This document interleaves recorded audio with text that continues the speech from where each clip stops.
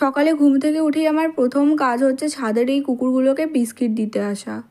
ওদের বিস্কিট দিয়ে ব্রাশ করতে করতে ব্যালকনিতে এসে দেখি এই গাছের গোলাপটা ফুটেছে।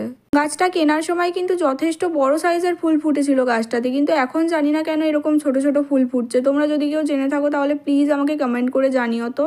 এদিকে রথের মেলা থেকে কেনা এই ঘাস ফুলের গাছগুলোতে কি সুন্দর ফুল ফুটেছে দেখো।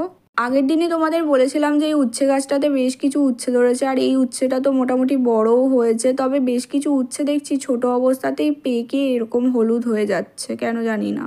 আমার মেজোমশাইদের অনেক আনারস গাছ আছে, প্রতিবারই একটা করে আনারস কারোর না কারোর হাত দিয়ে আমাদের বাড়িতে পাঠিয়ে দেয়, এইবারেও পাঠিয়ে দিয়েছে। এরপর বাবা আমাকে একটা ডকুমেন্ট জেরক্স করতে পাঠিয়েছিল, তো সেটাই জেরক্স করিয়ে নিয়ে আমি এখন বাড়ি ফিরছি।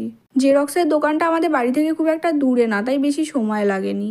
জেরক্স করানোর পর এই চকচকে 5 টাকার কয়েনটা ভাঙা নিতে পেয়েছি, তাই ভাঁড়ে ফেলে দিলাম। এদিকে আমার ঠোঁটের পাশে দানা দানা মতো যেটা বেরিয়েছিল সেটা দেখছি এরকম হয়ে গেছে, তবে এটার জন্য কোনো ব্যথা জ্বালা যন্ত্রণা কিছুই কিন্তু হয়নি।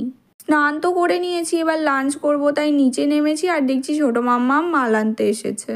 এরপর ছোটো মাম্মাম মায়ের সাথে বসে কিছুক্ষণ গল্প করলো, আর আমি তো দাঁড়িয়ে দাঁড়িয়ে গল্প শুনছিলাম। আজ বাবা আমাদের জন্য দই নিয়ে এসেছে, তো মা ছোটো মাম্মামকেও একটু দই দিল, আর তারপর ছোটো মাম্মাম মাল নিয়ে বাড়ি চলে গেল।